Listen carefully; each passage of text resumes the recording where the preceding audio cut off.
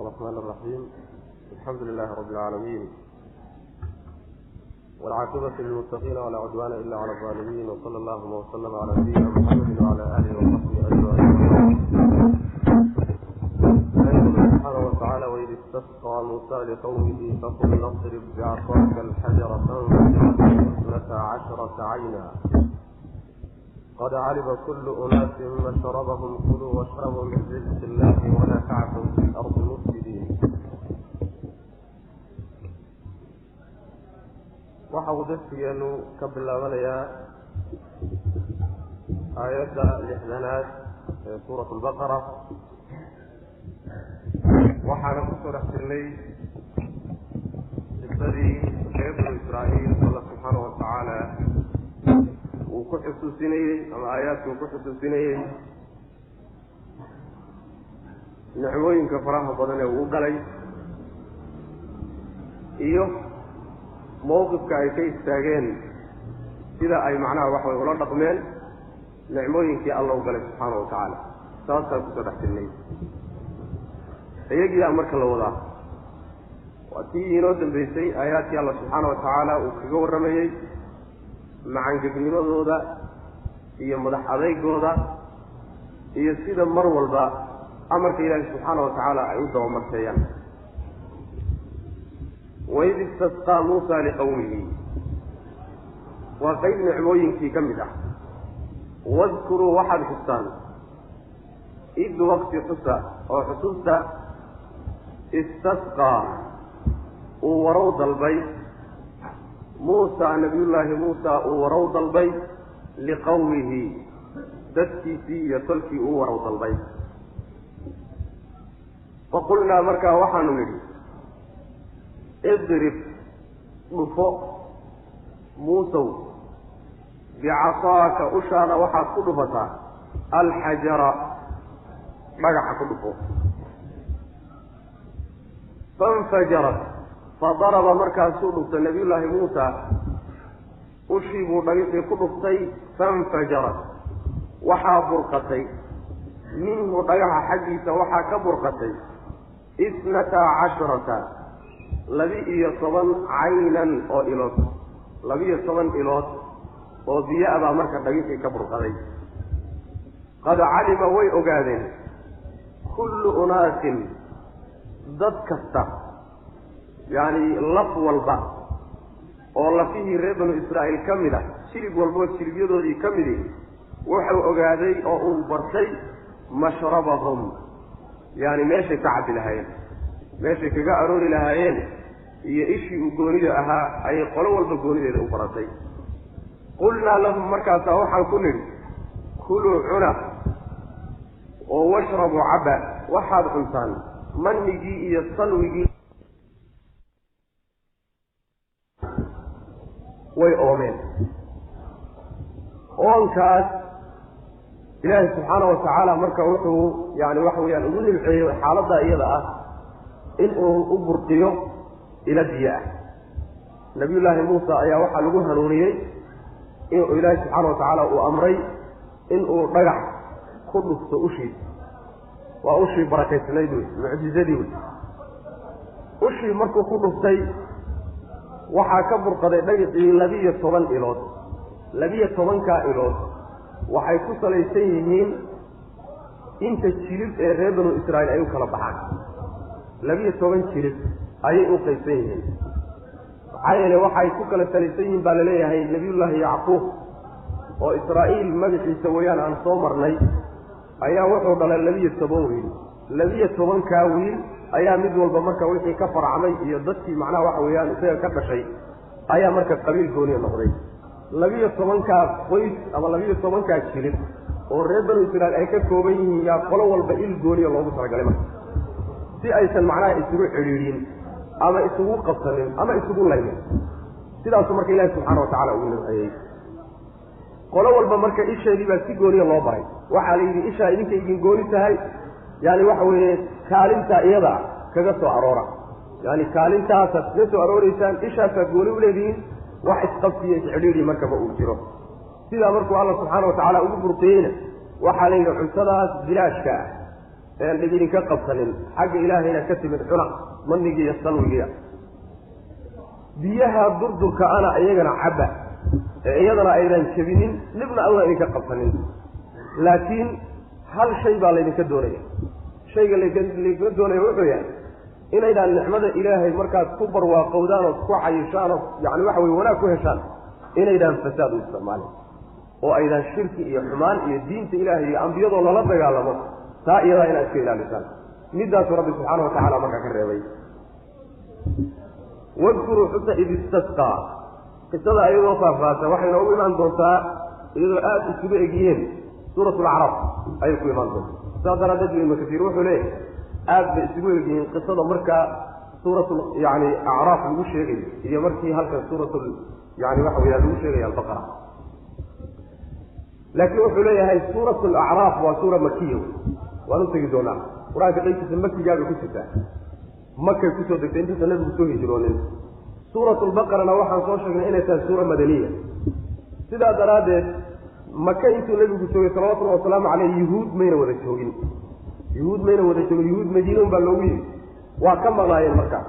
suuratu lacraaf markay hadlayso ka warramayso sidii wax maqan oo laga warramayo siiqatulgayb oo kale ayay uga warrantaa ma ujeeda damaairta isticmaalaysa iyo yani waxa way wax ka maqan oo kaleeto ayay ka warramaysa laakiin suuratu lbaqara maadaama ayagii lala joogo hadalka khitaab ayagii baa lagula hadlaya wadkuruu saasaa laleeyahay nicmatii ayagaa macnaha waxa weeyaan maaragtay khitaabka loo jeedinaya maxaa yeelay madiina markaa lala joogaayo macnaha waxa weeyaan yani suurat albaqara markay soo dhegeysaa maa taa waa ku kala gedisan yihin sidaa daraaddeed inay qisadaas macnaha waxa weye suuratu yani acraaf soo degitaankeedu inay horreysay waxaa kutusaya oo ay ku kala gedisan yihin labada qiso ilaa 7 weji baa la sheegaa waxaa ka mid ah markii biyaha burqashadooda lagu sheegay suuratu alacraaf ilahi wuxuu ihi subxaana watacaala fambajasat minhu 12 cayna imbijaaska iyo infijaarkana waxaa udhaxeeya imbijaaska waxaa la yidhahdaa marka ugu horreeya biyuhu soo boodaan infijaarkana waxaa la yidhahdaa markay intay ishu weynaato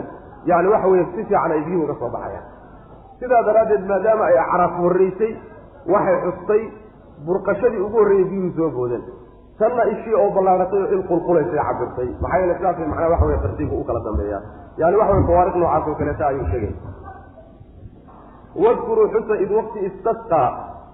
uu warow dalbay muusa nabiyullaahi muusa uu warow dalbay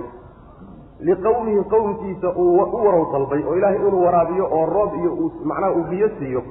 uu ilaahay u weydiiyey subxaana wa tacaala faqulnaa markaa waxaanu nidhi idrib dhufo bicasaaka ushaada waxaad ku dhufataa alxajara dhagixii ama alxajara dhagaxaad aragtaba alxajara ma waxa weeyaan hal dhagax oo gooni ahaa oo nabiyullaahi muusa uu watay ama reer banu israa'iil ay wateen yaa laga wadaa oo dhagaxa unbay biyuhu ka imaanayeen oo markii lagu dhufto ay macnaha inuu ka soo burqanayo taasi waa macno mufasiriinta qayb ka mid ahna qaba ashu marka waxay noqonaysaa waa midda cahdiyada la yidhahda yacni dhagixii aan isla garanaynin mise waxaa laga wadaa alxajarada waa ashu waa jinsiyo dhagax alla dhagixii aada aragtee kaa hor yimaadaba ku dhufo markaasay biyuhu ka soo burqanayaan macnaha dambena mufasiriinta qayb ka mid a qaba waana macnaha ay rajaxayaan yani bacdu almuxaqiqiin sida macnaha waxa weeyaan shawkani iyo macnaha waxa wey ibnu kasiir iyo keyrkood waxay leeyihiin maxaa yeele xagga mucjizada marka la fiiriyo mucjizo ahaanta waxaa ku weyn markii biyuhu dhagax walba usha lagu dhufta ay ka soo boodayaan waxay ka weyn tahay markii dhagax keliyata oo macnaha la wato uun ay ka soo boodayso waxaa ka weyn oo macnaha waxa weeyaan ka cajiibsan markii dhagax walba ushaa lagu dhuftaba ay biyaha iska soo boodayaan sidaa daraaddeed macnaha waxa weye asha jinsiya in laga dhigo dhagax alla dhagaxii kaa hor yimaadaba la yidhahdo saasay macnaha dooranay faqulnaa waxaanu idhi idrib dhufo bicasaaka ushaada alxajara yani dhagaxa ku dhufo dhagax alla dhagaxaad aragtaba ku dhufo fanfajarat halkaa taqdiir baa ku jira fadaraba wuu dhuftay nabiyullaahi muusa ushiibuu dhagaxii ku dhuftay fanfajarat waxaa burqatay minhu dhagaxa xaggiisa waxaa ka soo burqatay 12 12 caynan oo ilood 12 ilood ayaa markaa ka soo burqatay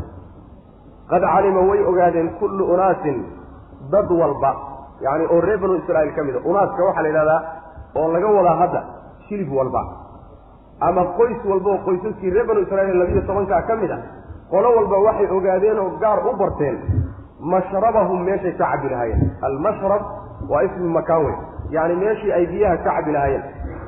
kaalintii ay kaga aroori lahaayeen darkii ay ka cabi lahaayeen ishii u goonida ahayd ayay qolo walba gooni u baratay qulnaa lahu markaa waxaanu ku nidhi kuluu cuna oo washrabuu caba min risqi illaah risqigaa ilaahay idin siiyey wixii cabitaanana ka caba wixii cunitaanana ka cuna walaa tactawha fasaadinina fi lardi dhulkaa fasaadinina mufsidiina xaal aatihin kuwa fasaadinina waid qultum yaa muusaa marka nicmada loo galay biyihii oo la siiyey iyo biyihii oo weliba qaab ugu fiican loogu qaybiyeyo dhib uusan ka imaanayn waid qultum yaa muusaa lan nasbira calaa طacaamin waaxidin fadcu lanaa rabbaka yukhrij lana mima tunbitu alardu min baqliha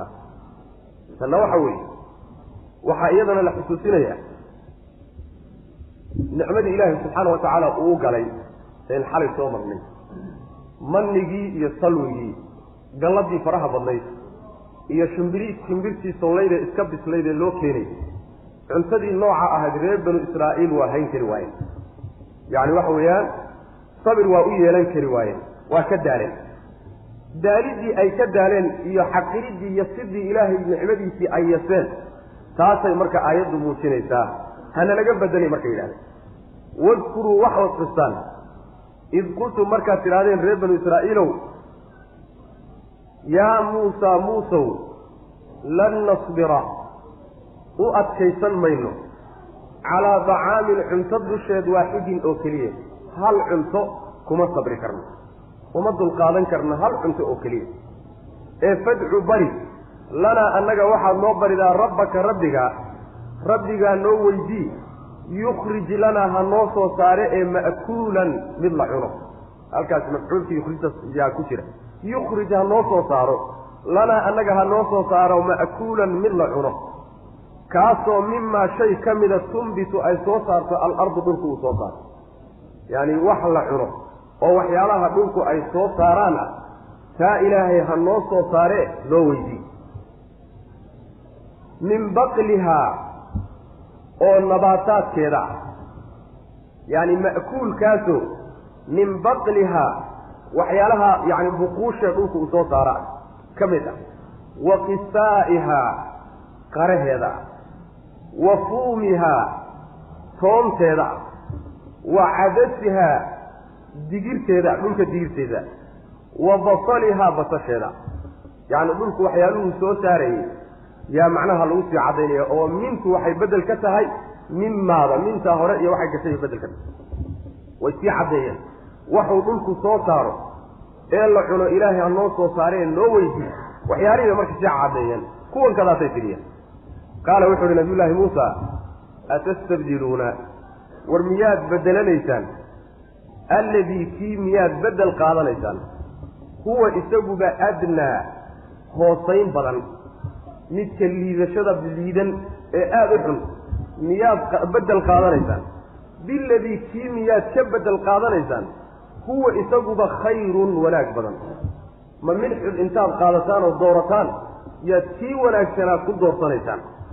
midka xunay door qaateen waxa weeyaan waa waxyaalaha dhulka ka soo baxaya dhibka iyo rafaadka iyo dhiiska lagu soo saarayo midka wanaagsan ay naceene ay ku door qaateen ay ku beddesheenna waa cuntadii iska diyaarka ahayd ee ilaahay usoo dejin jiray subxaana wa tacaala ma labadaasaad isku beddelanaysaan ihbituu haddii arrinku sidaas yahay oo idinkuba xumaandoon aad tihiin oo dhibkaba aad idinku gacmihiinna ku raadsanaysaan waa laydin sinayaa ihbituu hoobta oo dega misran magaalooyinka ka mida dega misran min alamsaari magaalooyinkaa ka mid a dega baa layidhi fa inna lakum waxaa idiin sugnaaday maa sa'altum waxaad codsateen waxa aad codsateen waa laydin siine magaalooyinka waddanka un meel ka dega waduribat calayhim adillatu waalmaskanatu wabaa'uu bigadabin min allah waduribat waa la laazimiyey calayhim dushooda waxaa lagu laazimiyey oo la yeelay addillatu dullinimadii iyo waalmaskanatu yacni miskiinnimadii iyo liidnaantii wabaa'uu way laabteen biqadabin cadho ayay la laabteen oo min allah xagga ilaahay ka ahaatay haniimada ay la laabteen iyo faa'iidada ay la noqdeenna cadho ilaahay bay noqotay subxaanahu wa tacaala ذلك أرنكاسنا يعني عرضات يدلقا مسكين لماذا تدوش لك ساري للازمين بأنهم كانوا إني أهادين سبب كيريكو أهاتي يكفرون كوا قالوا إني أهادين بآيات الله إله آيات كيسا كوا قالوا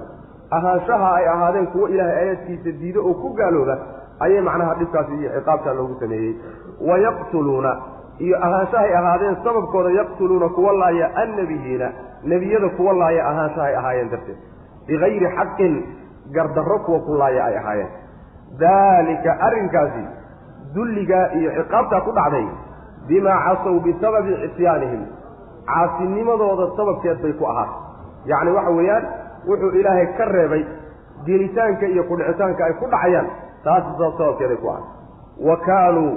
وبسبب كونهم أهاشوه هذا السبب كيف بيكوها شيء يعتدونك واحد بالباقي هاي يعني حدودهم كي سمينين درت أي عقابتا سيقول عليكم ربنا سبحانه وتعالى في بنو إسرائيل waxaa kamida mawaaqifkooda Ilaahay subhanahu wa ta'ala oo xusuusinayo ee dhibka badan waxaa kamida cuntadii Ilaahay subhanahu wa ta'ala uu diyaarka uga dhigay ee dhib la'aanta lagu siiyay si iyada ahayd ay qaadi kari waayeen way ka daaleen markaas waxay nabiyullaahi Muusa ka codsadeen in cuntada laga bedelo hal cunto uma dul qaadan kareen waxa la leeyahay laba unba suurtagal ah in arrinkan kaata codsigan ay leeyihiin cuntadan hana laga bedelo oo cuntooyinka waxyaalaha dhulku ay soo saaraan cuntahana looga dhigo taa ilaahay noo weydii inay kamid tahay macaangegnimadoodii lagu soo bartay oo ina haba yaraatay ujeeddo kalaba kala hayn ujeeddadii ay kala haayeen markii la yidhi foorar ku gala magaalada dawasiqa ay ku galeen ujeeddadii ay kala haayeen unbay kala yihiin yacni waxa way dabamarto keliya taa wax kaloo laakiin haba yaraatay ama qarad ama ujeeddo kale kala yimid ilaahay amarkiisa khilaaf uu taasi waa suurtagal waxa kaloo suurtagal inay ujeedada ka dambaysa ay tahay waxay ku soo koreen yani khushunatul aish yani nolol adag oo qalafsan ay ku soo koreen iyo dib iyo dhul la falo iyo sidii iyo safaadkaas ku soo koreen nicmadii bay marka waa siisay waayeen oo wixii ay barteen bay doonayeen naftu waxay baratay lagama karo tiibay marka doonayaan oo inay u noqdaan bay rabaan taasina iyadana waa macno suurtagal oo la sheegay weeyaan mid ku kaliftayba nimankii cuntadii hana laga bedelay yiraahdeen hal cunto kuma sabri karneen oo laba cuntiya ka badan bay ahaayeen yani maniguna waxaan nidhi waxyaalo fara badan baa soo galay oo ilaahay uu ku galadaystay salwaagana wuxuu ahaa shimbir solan bay ahayd biyihiina ayadana waa la soo sheegay qulqulayay hal cunto keliya say ku noqonaya laba macno ayadana suurtagal in lagaga jawaabo in la yidhahdo manigi iyo salwiga waa la isku cunaayo hal cunto iibi waa la isku iidaamaayo waa la isku koosaaraa marka hal cunto bay isku noqonaya iyo in la yiraahdo marba haday soo noqonayso oo saddexdii xilliba iyaga uu la cunayo yani waxa way la cuntooyin kala gedisan haba ahaadeen sidaas hal cunto uga soo qaadeen oo in laga bedelo macnaha wax way ay codsanay waxay marka ka codsadeen nabiyullaahi Muusa naga bedel bay yiraahdeen ilaahay noo weydii ha naga bedelo oo ha noogu bedelo waxyaalaha dhulku soo saaro waxyaalaha dhulku soo saaray marka wax ka sheegeen waxa kamida baqligu jamciisa buqul baa la yiraahdaa nabataadka dhulku uu soo saaro ee aan lahayn saaqa aan lahayn yani dhul ay ku istaagta alayno dhulka aan kor uga qaadnay wax alla wixii noocaas ama qudaar ha ahaado ama raashin ha ahaado qaabka u baxa buqul baa la yiraahdaa luqada carabiga buqul baa la yiraahdaa yani waxa weeye geedaha baxay dhulka dushiisa ka baxa laba qaybood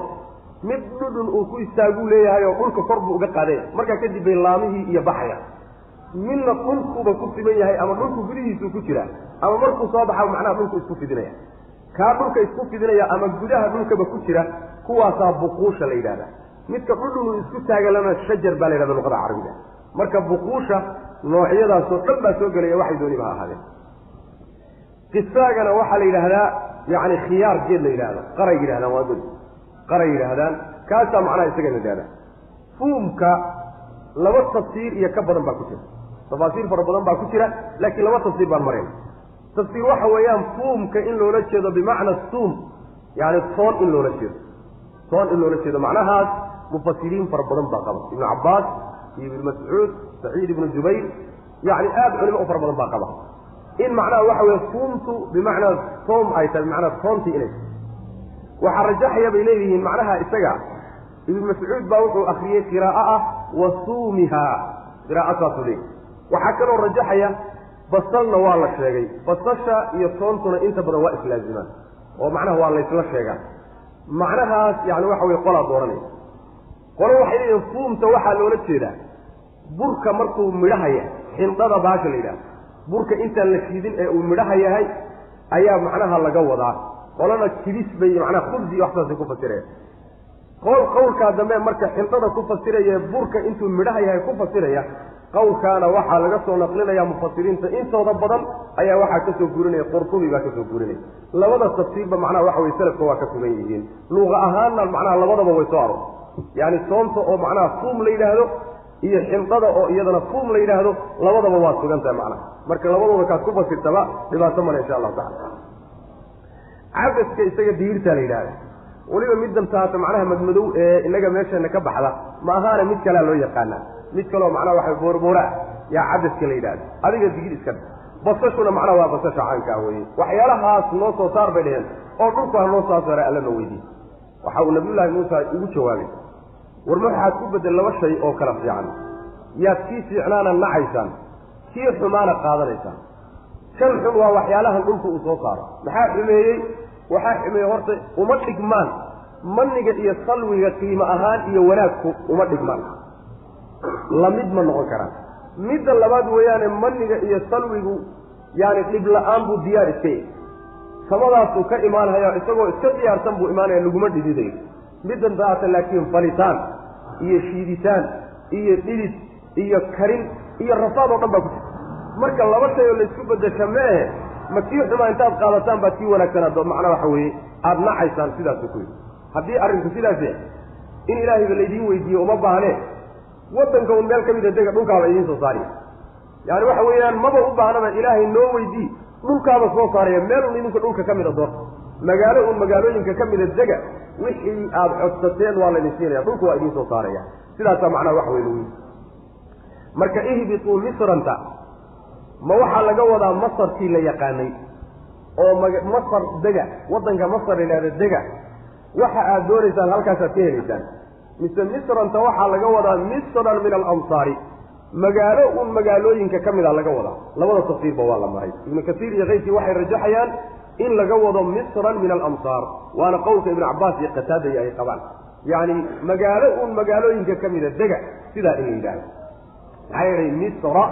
oo macnaha waxa weeye misran hadii masarti asalkeeda wadanka laga wado ma la yansarif bay noqon oo misra ayaa la dhigaa lama tanwiiyeen aduu waxa weeyaan ta'wiilaad noocaas oo kale ayaa ku jira marka wadanka ilaahay subhanahu wa ta'ala meel kamida uu ka daga waxa doonaysan waa helaysan waa idin soo saaraysan rabbi subhanahu wa ta'ala macangeednimadooda taliya xal laga soo sheekeeyay markii la soo sheegay ayaa waxa uu halkan ku sheegay ciqaabta rabbi subhanahu wa ta'ala marka uu ku keenay waxay noqotay in ilaahay subhanahu wa ta'ala uu ku ciqaabay dullinimo iyo miskiinnimo daa'ima oo dusha ka saaran oo ku dhagano waligeed aan ka foqayn dullinimada waxa laga wadaa sida Ibn Abbas iyo qeybtii ay ku fasirayaan jiiziyada waligood iyo allahood ummad baa gumaysano ay ku hoos noolaanayaano jilid ka qaaday waxba laga qaadi sida daraadeed baa Xasan al-Basri iyo salafiinta culimada salafka qeyb kamid waxay leeyihiin waxay soo gaareen muslimiintu markay muslimiintu iimaanayeen yuhuudda waxa jiziye ka qaadanaya majuus nimanka majuusta baa jiziye ka qaaday oo ku hoos noolaayeen dawlad madax banaan iyo qaran jirana ma aysan ahayn muslimiintu markay yimaadeen oo dawladda islaamku ay dhalatayna ayagay hoos yimaadeen oo jizya laga qaadiyay yaani markay dillada waxa laga wadaa jizyada laga qaadiyo iyo ihaanada ayaa laga wadaa ilaahi subhanahu wa ta'ala yaani waxa inoo imaan doonta aayad kale hatta yu'tul jizyata an yadi wa hum saghirun yaani la dagaalama illa ay jizyada bixiyaan oo waliba gacanta ka dhiibaan ayagoo dulaysan sidaas rabbi subhanahu wa ta'ala ku taasi markay jizyada la saaray middan dusha laga saaray dillada la saaray sharci ahaanna waa loo saaray oo waxa la yiri jizyaha laga qaado sharcigu waa xukumay qadar ahaanna waa loo saaro ilaahay subhanahu wa ta'ala wuxuu ka dhigay ummad aan waligeed ba dawlad iyo qarni u istaagin oo waligeed yaalleed ummada kale ku hoos noolaa sida aayad kale noogu imaan doonto yaani inay ummad kale xarigeed haystaan ama xarig ilaahay haystaan mooyaane macna wax weeyaan si kale ba kuma noolaan karaan dulliga si kale kagama ay dhixi karaan macna waxa kale oo tafsiir isaguna in la yiraahdo dillada waxa laga wada ودلك أدونك هيستئ ظاهر في المقرأ أما الجزية لك قاضيو أما عدادس كالمغهيو أما تباتدا أي كنو لهين مسكنة روحا لقوضا أيضا ودلك قلبك كهيستئ نية شبكة إيا مورال شبكة معناها قلبك عزي بمدريمية ولقد إهانة با قلبك كجبتو إني إهانة فيهن تاسع معناها مسكنة لقوضانا أيضا هو تصير كله ودلدنا ظاهر كله إلى هذا مسكنة معناها باطن في قلبك إلى هذا أيضا وحوي تصير كله وحمرك وحويان تاريخ وأسويسا يهودي واحد دولة ومن استاجن إلى مدة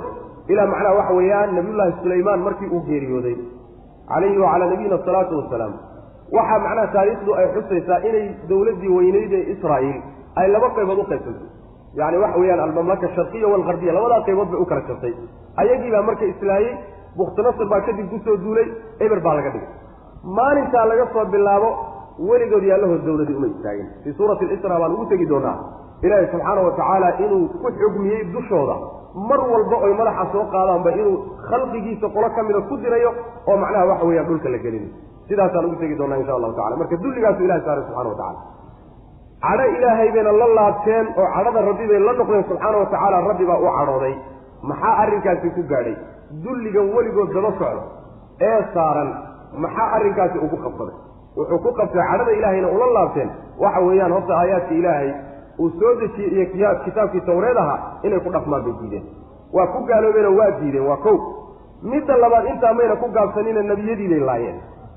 ولي بقردر يكون لايين حق دره أي يكون لايين النبي يدين اللايين وحا كمدها يعني سيدة لليه هاي زكريا يحيى أنبياء الله كمدها حق دره يكون لايين بغير حق ومن مربع النقطة أنبياء الله ينتوض حق نقطة بغير حق المحلوين ما مر بيجر نقطة الذي الجلسان كيس ما بغير حق وحلو يري أيجا لفظه حتى سيد الروميسلايين قرد الرأي إلى كل دليل بيوجاين سيد حتى أيجا الروميسيين إلى قرد الرأي كل إلى بيوجاين سيد إله النبي في كل عين في سورة آل عمران وحن وتجدنا إن أيسن أنبياء الكرية صلينين ضدك دعاءها إلى صالحين في دينه ويعلم ضدين إلى اللاين سيد أصدرت الله سبحانه وتعالى عصيانك إيا حدودك إليه مادين أيها عقابك إلهي ذو أبوتمت إلى قيام ساعة وصار لندو طبعا طيب سؤال مركز في دينك لوحيتا حدي أرنك قدرك إلهي أفلاتيه وقدر أهانا سيدا الله صار الشرع أهانا سيدا الله حكميه ما أنت محاي كل عضي إني منك إيجاها الدلقات اللي صاري أي حتى عدك الكلام في المسلمين جاءك عن سرية وإيهانيتنا يا ندليتنا waxay ku timid ilaahay subhanahu wa ta'ala ba arinta iska watay waa fatro muayyana way muddo gaaban ilaahay subhanahu wa ta'ala suratul yani isra sida loo imaan doonto wuxuu ku sheegay in marmarka qaarkood ay madaxa soo qaadi doonaan oo dulligan iyo maskanadan tadaasu ayna waliga daa'imayn fataraadka qaarkood inay madaxa inay soo qaadaan ay suurtagal tahay laakiin inaysan daa'imaynin buu hadana rabbi dabadhigay subhanahu wa ta'ala ahadiista nabigana waxa ku sugan sallallahu alayhi wa sallam إن آخر زمانك استطاعوا وين مسلمين تأيي أي تحمر الضناء يهودا إلى أي جيدوه حتى مسلمين الله سبحانه أهليان سيدنا حديث النبي كتب عند صلوات الله والسلام عليه مركوا فترة معينة هذه الإرادة حتى حد الله في الأمرين كوه سنولي حد الله في هذا أمرين كوه سنولي الميانا ما مدح بنانا وأمر انتي مدح بنانا معناه واحد اللي زنيزة ما أي أهي أمرين كانت كوه سنولي سيدنا الميانا وإذ قلتم يا موسى لن نصبر على طعام واحد فادع لنا ربك واذكروا حسن إذ قلتم مركات الأهلين يا موسى لن نصبر معه صبرين على طعام عنتض شد واحد أو كلية هل عنتض أمد القادنين وما أكسيسنين فادع بري لنا أنك ربك النوبري ونوي دي يخرج هصار لنا أنك هنوصو صارو مأكولا من العروق كان لحنو مما شيء كمدا هنوصو صار مأكولا من لحنو كان لحنو مما شيء كمدا تنبت الأرض دلك أصوصار من بطلها أو يعني بقوش هذا كمدا يعني نباتات كأن دلك كسر ريني دلك كل جنة وقسائها قره هذا وفومها يعني صونت هذا أما حلط هذا وعدسها جيرت هذا وبصلها بصشها قال وحر نبي الله موسى عليه وعلى نبينا الصلاة والسلام atastabdiluuna war miyaad beddel qaadanaysaan alladii shayga midka huwa isaguba adnaa hoosaynta badan ee liidnaanta badan midka aada u liidan ee hooseeya miyaad beddel qaadanaysaan biladii kii miyaad ku beddel qaadanaysaan huwa isaguba khayrun wanaagga badan midka wanaagsan miyaad iska tuuraysaan oo midka hooseeya xun miyaad qaadanaysaan qaala ihbituu hoobta marka jawaabtu waxa weeyaan su-aashaa la weydiiyey yani jawaabteedu waa nacamu jawaabteedu yani codsigoodii baaba sida ahaayo haaw kaa xun baan rabnaaw mar hadduu arrinku sidaa yahay ihbituu marka dega misran magaalo un dega magaalooyinka ka mid fa ina lakum waxaa idiin sugnaaday maa sa'altum wixii aada codsateen waduribat waxaa la laazimiyey calayhim dushooda waxaa la laazimiyey oo dusha laga saaray addillatu dulinimo iyo walmaskanatu miskiinnimo iyo liidnaan baa dusha laga saaray oo weligood laazimay wabaa-uu way laabteen biqadabin cadho ayay la laabteen cadhadaasoo min allahi ilaahay xaggiisa ka ahaatay yacni haniimada ay la laabteen iyo faa'iidada ay gurteen waa mid aada iyo aada u qadhaadh weye waa cadho ilaahay subxaanahu wa tacaala dalika arrinkaasina biannahum bisababi annahum kaanuu yakfuruuna inay ahaayeen kuwo gaalooba darteed buu ahaaday biaayaati illahi ilahay aayaadkiisa kuwo ku gaalooba yani sababka keenayo wuxuu ahaa gaaloobidii ilahay aayaadkiisa ay ku gaaloobayeen wayaqtuluuna annabiyiina wa bisababi qatlihim layntoodii ay leynayeen buu ku ahaaday annabiyiina nebiyada ay leynayeen bikayri xaqin xaqdarro iyo gardarro ay ku leynayeen dalika arrinkaasi bima casow bisababi cisyaanihim caasinimadooda sababkeeda ayay ku dhaca cisyaanka waxaa la yidhahdaa ficlu lmanaahi waxyaalaha sharcigu reebay oo la galo ayaa cisyaanka la yidhahda wa kaanuu waxay ahaayeen wabisababi kawnihim ahaanshahooda sababkeeda ayuu yani arrinkaasi ku dhacay ciqaabtaasi ugu timid yactaduuna kuwa xadgudba ay ahaayeen xadgudubkay samaynayeen daraaddeed buu ilaahay subxaana watacaala ciqaabtaa iyada ugu sameeyey waxa weeye marka yani waxa weeyaan cid walba oo dhaqankaa reer banu israa'iil la timaado oo kale ciqaabahan oo kaleeto waa ku dhacayaan ciqaabahan oo kaleeto way ku dhacayaan su-aasha isweydiintana waxay tahay marka reer banu israa'iilkan hadda lala hadlayo ee qisada markaan soo bilownay ilaa hadda hadalka loo jeedinayo waa qolyihii waktigii nebiga noolaa salawatullahi wasalaamu calayh nimanka dunuubtan galay ee waxyaalahan kadaata la yimidna iyaga ma ah waa awowyadoodii ka horreeyey wey haddana iyaga un baa laleeyahay idinkaa galay maxaa saa u yeesheen saasaad gasheen baa laleeyahay maxaa iyaga loogu tiirinayaa dembigii awowyadooda laa taziru waasiratun wisru ukhraa soo arrinku ma maxaa laysu saarayaa dembigooda iyaga loogu haystaa macna jawaabo dhowraa laga bixin karaa waxa weeyaan in la yidhaahdo qoladan dambe ee carruurtee ka farcantay aabbayaashood waxay galeen bay ku baali jireen yacni kamayna nidaamaysnayn wixii awowyadood galeene laftoodu waa ku faanaya sidaasaanu gallay oo sidaasaanu wax u khilaafnay oo marba haddaad awowgaa iyo tolkaagii kore yani salkoodiiyo waxay la yimaadeenay galeen aada ku faanaysana waxa weeyaan macnaha la dembi baa waa la gasha wey macnaha midda kaleeto waxaa la odhan karaa awowyada iyo aabbayaashii hore wixii loo galay oo nicmo iyo wanaaga adigana waa lagu galay sidaana waa la odhan karaa waa lagu jawaabi karaya midda kaleeto waxaa la odhan karaa qoladan dambe wixii awowyadood galeen ma aysan inkirin oo maysan diidin mar haddaysan diidinna oo ka raalli noqdeenna dembiga ninka galay iyo ninka raalliga uga ah ee macnaha waxa weye ku raacsani waa isku mid oo macnaha waxa weye isku meel baa la geynayaa intaaba macnaha waxa weye jawaabo kaleeto intaa iyo jawaabo kaleba waa laga bixin karaa صار الصابئين من آمن بالله واليوم الآخر وعمل صالحا فلهم أجر عند ربهم ولا خوف عليهم ولا هم يحزنون markii reer banu israa'iil laga soo warramay qisadooda in lagu dhex jiro ayaa aayaddan ilaahi subxaanahu watacaala soo dhexgeliyey waxay aayaddu tilmaamaysaa in ummadihii hore reer banu israa'iil iyo ummadihii ka horreeyeyba iyo kuwan dambaba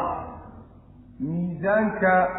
kala saaraya iyuu rabbi xusay subxaanahu watacaala kuwii horena reer banu israa'iilna kulligood ma wada xumayn kuwan dambana kulligood ma wada fiicna qolo walbaba mid xun iyo mid fiicanba waa laga helaya miisaanka fiicnaanta iyo xumaantu marka aayaddo ilaahi subxana wa tacala ku xusay ina aladiina kuwa aamanuu rumeeyey iyo waladiina kuwa yani aamanuuda waa mu'miniinta nebi maxamed rumey salawatullahi waslamu caleyh iyo waladiina kuwa haaduu yuhuudoobay iyo waalnasaara qoladii ciise raacday nabiyullaahi ciisa raacday waasaabi'iina iyo saabi'iinta intaasoo dhan man aamana ciddii rumaysa billaahi ilaahay rumaysa walyawmi alaakhiri maalinta aakhara rumaysa oo wa camila sameeya saalixan camal wanaagsan sameeya falahum waxaa u sugnaaday kuwa ajruhum yani abaalgudkooday leeyihin cinda rabbihim rabbigood agtiisay ku leeyihiin walaa khawfun wax cabsiyana calayhim dushooda ma ahaanin walaa hum mana ayna ahaanin yaxzanuuna kuwa munka isku soo duduube qoladii yuhuud la odhan jiray iyo kuwii nasaaro la odhan jiray iyo kuwii saabi'iin magacaa watay iyo qoladan mu'miniinta ee nebi maxamed rumeeyey kulligood qoladii laga helo aliimaanu billahi walyawmi alaakhiri qoladaa qolada badbaaday ilaahay oo la rumeeyo iyo maalinta aakharo la rumeeyo qoladaasi ilaahay agtiisa abaalkooda ku leeyahay mana cabsanayaan oo aakharo dhibaatooyinka jira kama cabsanayaan adduun wax ku dhaafayna ka murki maayaan oo ka qowman maayaan saasuu rabbi ilahi subxana wa tacala waan garanay marka qolada mu'miniinta ah waa ummatu muxamedka mu'miniinta nebi maxamed raacday wey salawatullahi wasalaamu calayh yahuudduna waa qoladii atbaacu nabiyllaahi muusa tawreed qoladii rumaysnaydu nasaaraduna waa qoladii iyaguna kitaabkii injiil ahaa nabiyullaahi ciisa lagu soo dejiyey rumaysnaaw saabi'iinay maxaa tihiin saabi'iin maxay yihiin saabi'iinta mufasiriinta salafku waa isku khilaafsan yihin qola waxay leeyihiin waxaa la yidhahdaa qolo yacni caabudaya xidigaha caabudi jiray oo aan yahuudna ahayn nasaarana ahayn yani waxa weye dadkaas iska macnaha waxa weeye xidigaha caabudo waxay rumaysanaayeen inay xidiguhu dhulka ay saamayn ku leeyihiin oo wax ka maamulaan qaab noocaas aflaagtay rumaysnaayeen qolo waxay leeyihiin ma ahe waxay ahaayeen qolo aan yahuud iyo nasaaro iyo macnaha waxa weye labadaa midna aan ahayn majuusna aan ahayn diinta ay haysteen waxay ahayn tawxiidki iyo fitradii bay ku sugnaayeen si ilaahay uu ku abuuray bay ku sugnaan allana way rumaysnaayeen laakiin diimaha midna ma haysan sidaa waxaa rajaxaya mujaahid iyo waxaa dooranaya saciid ibnu jubayr yaa dooranaya waxaana rajaxaya ibnu katiir wuxuu leeyahay sidaasaad moodaa inay raajix tahay maxaa yeelay asalka saabica waxaa la yidhaahdaa ruuxa diimaha intuu ka tago diin kaleeta doorta ayaa la yidhahdaa diimaha la yaqaano dhanna iskaga taga sidaa daraaddeed baa carabtu waxay odhan jireen nebigeenna salawatullahi wasalaamu caleyh waxay odhan jireen saabi bay odhan jireen saabi yacni diimihii awliyadii iyo diimihii la yaqaanay buu ka tegey ruux kasta oo muslimo diinta nebiga galana saabi bay odhan jireen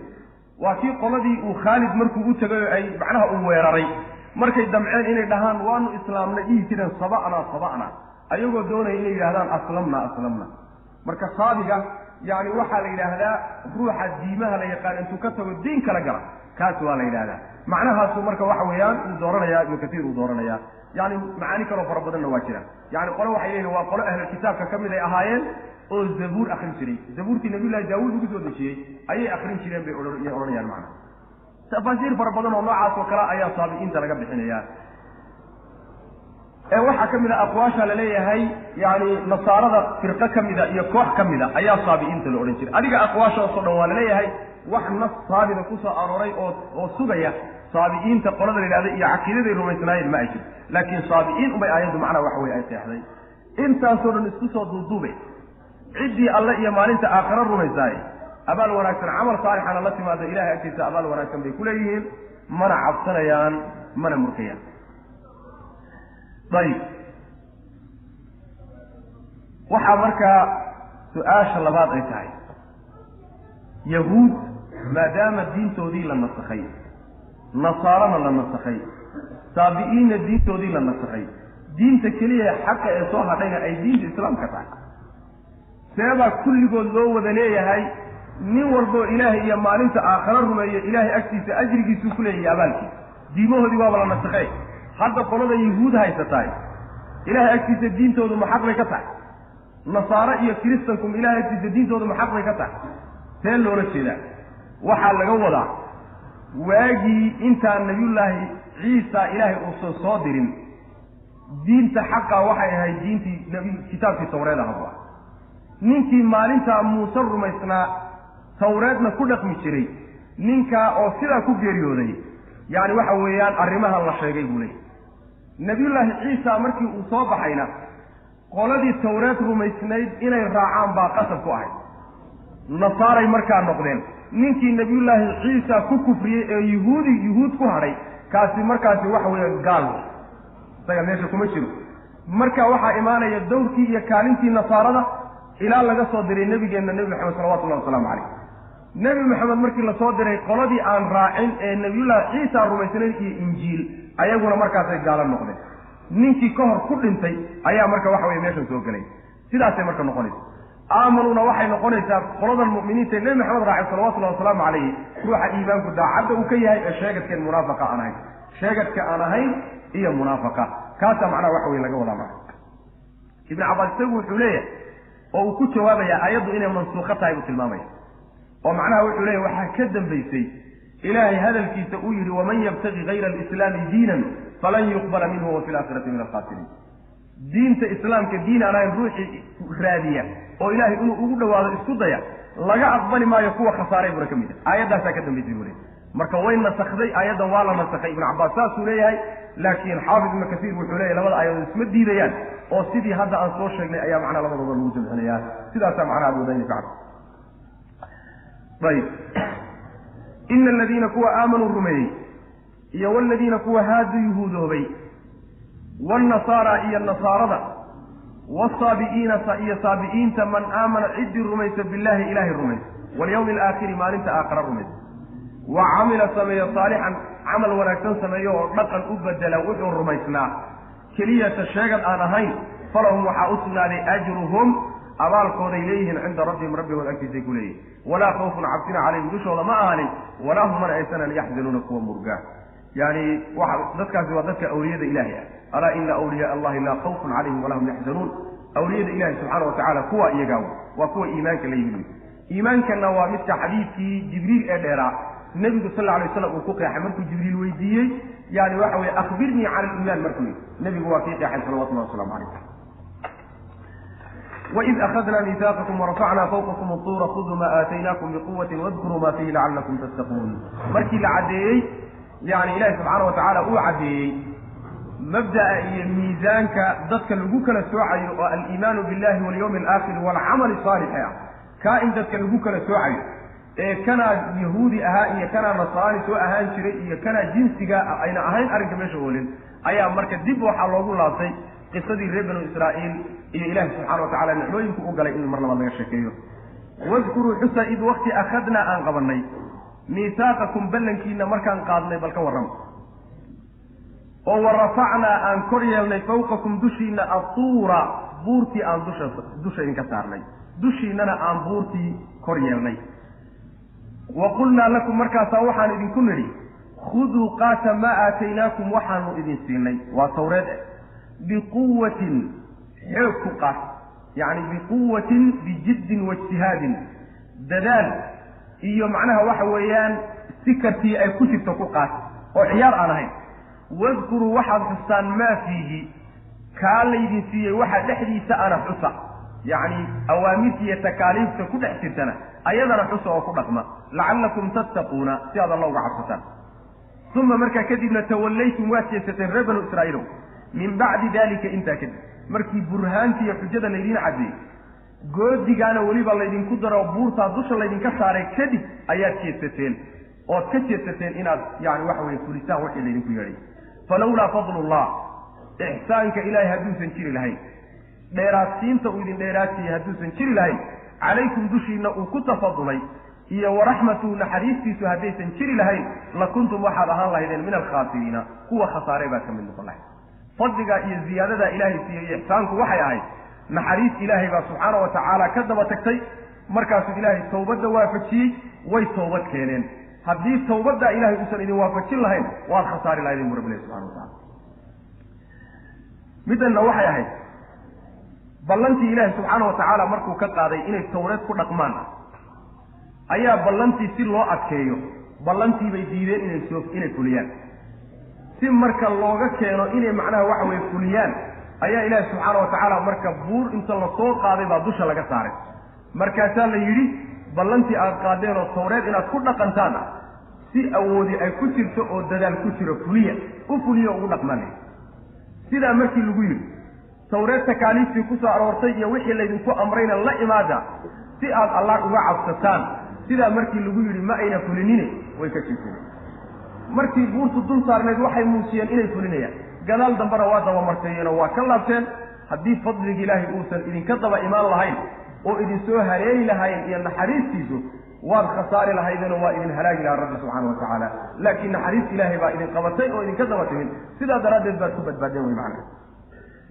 marka waxa weye buurtan la saaray ee dusha laga saaray waxaan ugu tegi doonaa fi suurati alacraaf waid nataqna aljabala fawqahum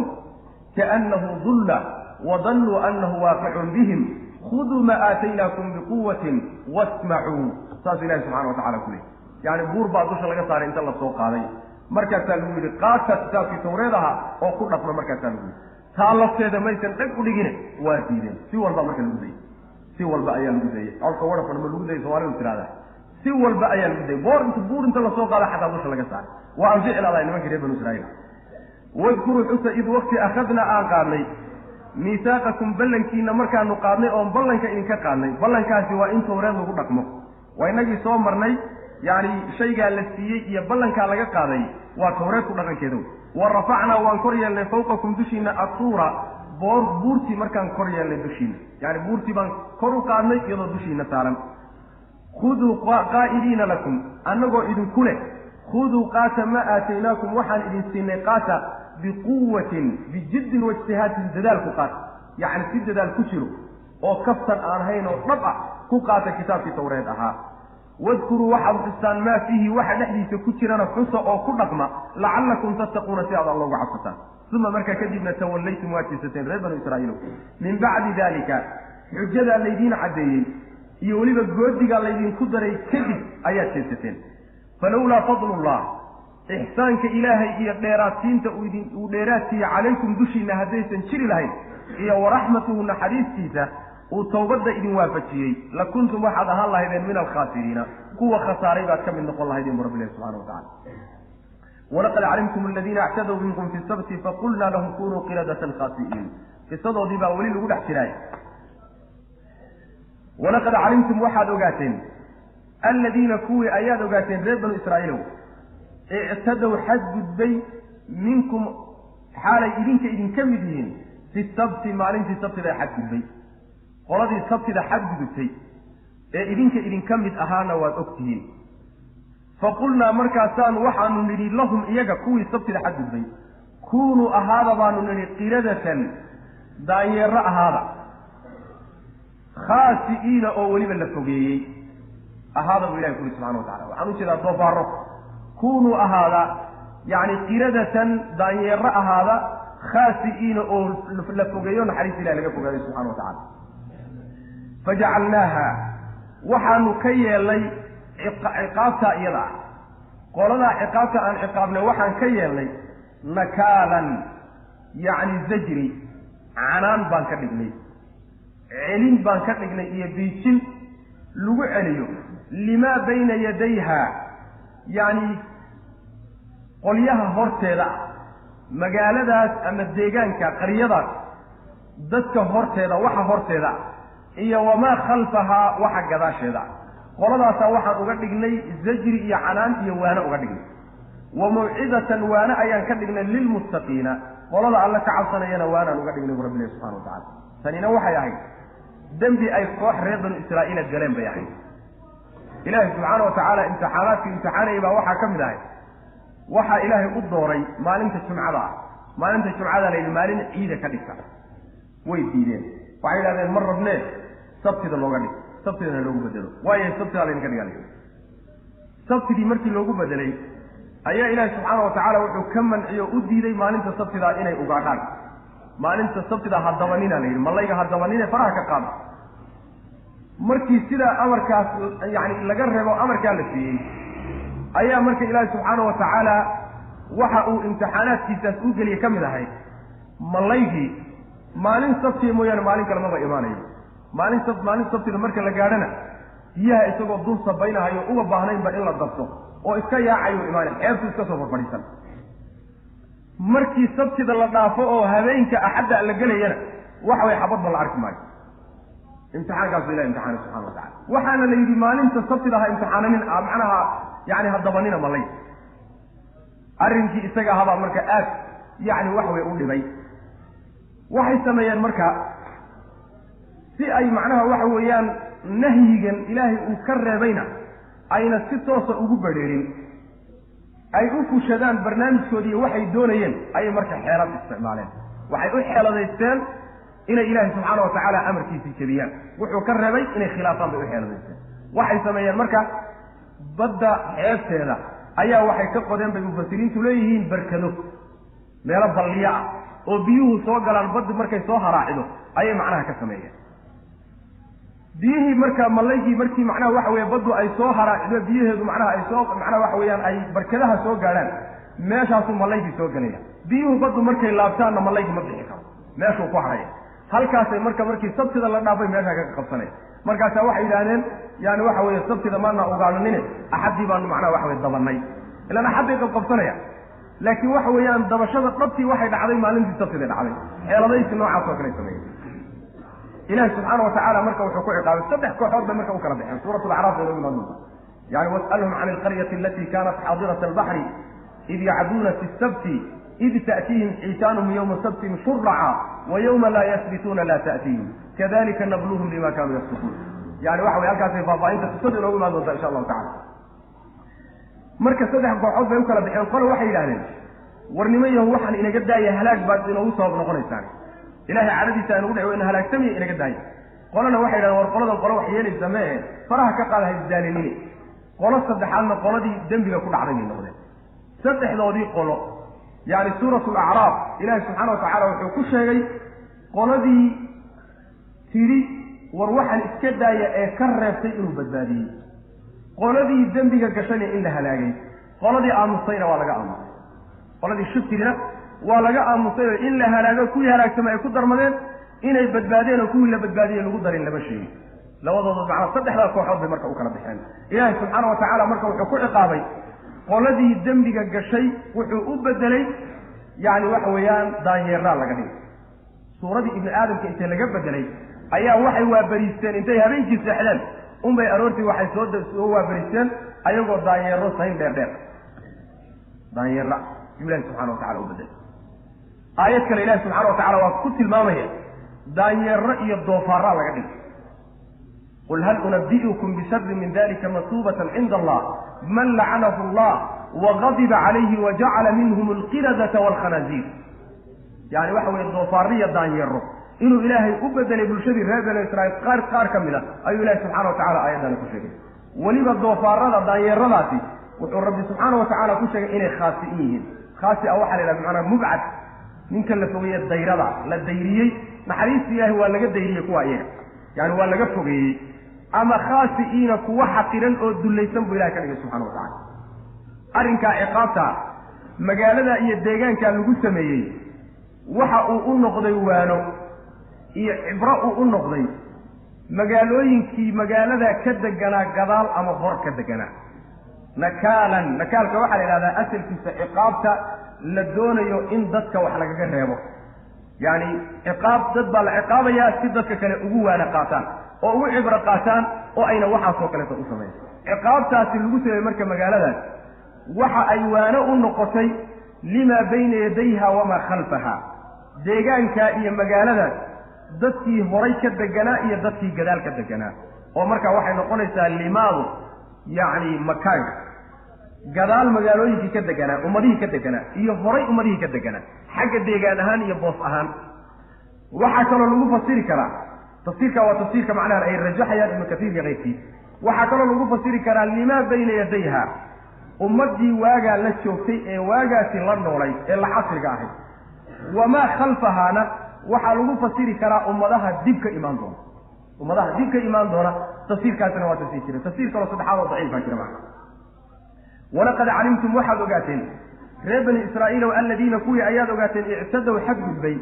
oo minkum idinka mida fi sabti maalintii sabtida la xadgudbay faqulnaa lahum markaasaa waxaanu ku nidhi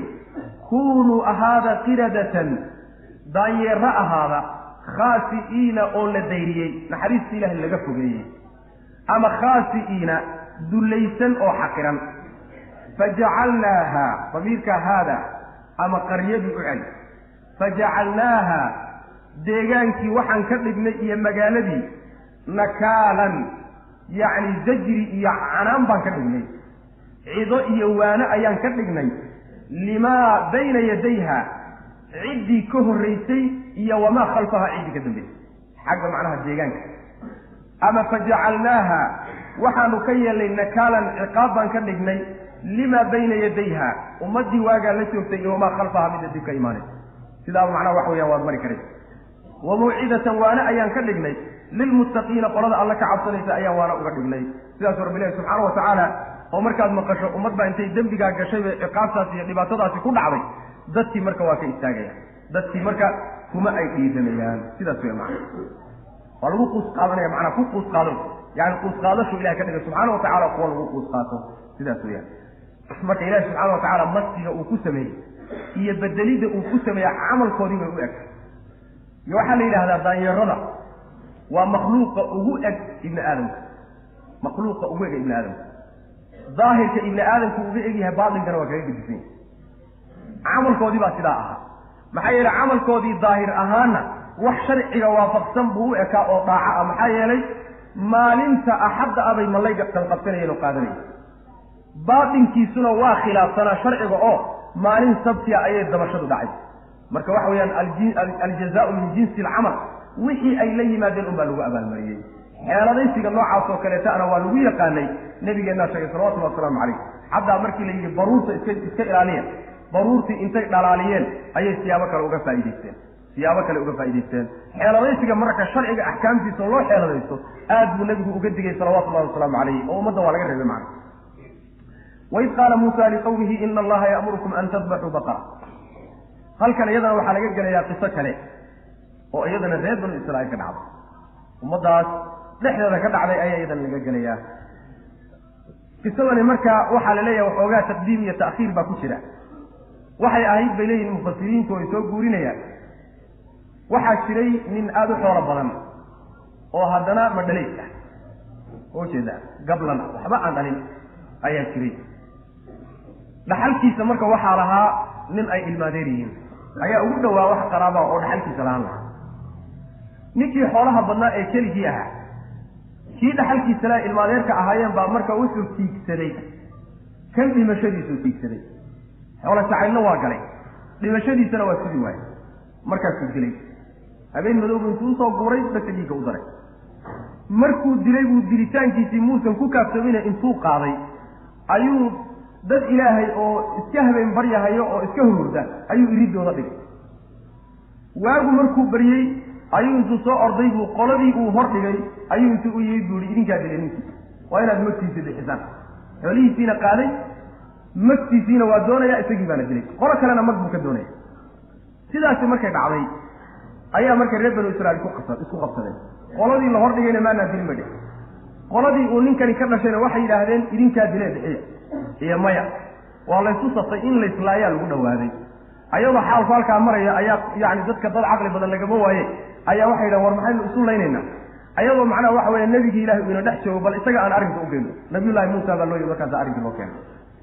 markii nabiyullaahi muusa loo keenay arrinkii buu ilaahi subxaana watacaala marka furdaamiyey oo sidan taasaa marka qisadii arrinkii lagu furdaamiyey sidaas waa macna wadkuruu xusa reer banu israa'iilow id waqti qaala uu yidhi muusa muuse liqowmihi qowmkiisa uu ku yidhi ina allaha alle ya'murukum wuxuu idin amrayaa an tadbaxuu inaad gowracdaan baqaratan neef lo-a inaad gowracdaan saasuu ilaha idin amraya qaaluu waxay yidhahdeen atattakhidunaa ma waxaad naga yeelanaysaa naga dhiganaysaa muusow huzuwan jees miyaad nagu ciyaaraysaa rag waaweyn oo si fiican kuula hadlay baanu ahayne waa maxay ciyaarta iyo jees qaala wuxu uhi nabiy llahi muusa acuudu billah ilaahay waxaan ka magan gelayaa an akuuna inaan ahaado min aljaahiliina wax magaradka inaan ka mid noqdo kuwa aan waxba garanay jaahiliinta ah yacni jees-jeeska iyo ciyaarta dadaan caqli lahayn oo cilmi lahayn baa sameeyey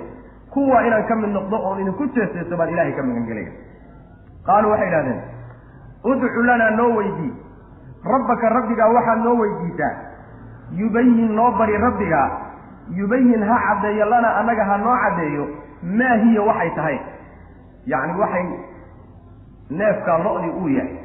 haddaadan nagu ciyaaraynin waa garanay laakiin lo-di waa badan tahay bal noo allah waxaad noo weydiisaay lo-da midday ka tahay neefkaas lo-di waa badan tahay waa kee maa hiyadaasi marka su-aashu waxay u dhacaysaa da'deeday u dhacaysaa maa hiya yacni maa sinuhaa da'deedu wuxuu yahay allaha noo caddeeyo noo weydiiy sidaasay yidhahdeen in da'da ay ula jeedaanna jawaabtaas tusay jawaabtaa waxaa lagaga jawaabay xagga da'da qaala wuxu uhi nabiyullaahi muusa innahu alla yaquulu wuxuu leeyahay innahaa iyadu baqaratun waa neef lo ah laa faaridu mid aan ahayn mid da'a aan ahayn walaa bikrun laa faaridun